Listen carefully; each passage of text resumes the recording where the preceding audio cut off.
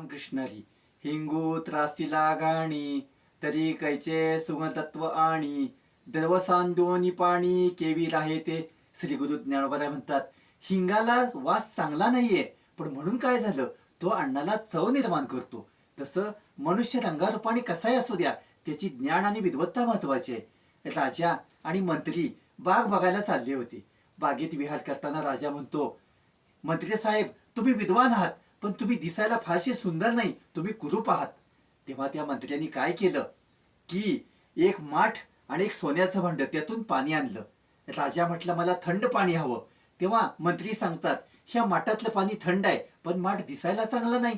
राजा म्हणतो पाणी थंड आहे हे महत्वाचं आहे, माठ दिसायला कसा ना.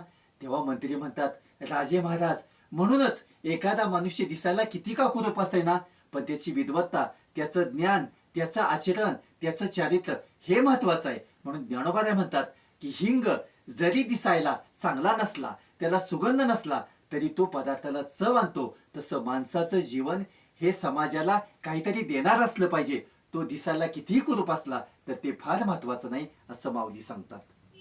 रामकृष्ण हरी.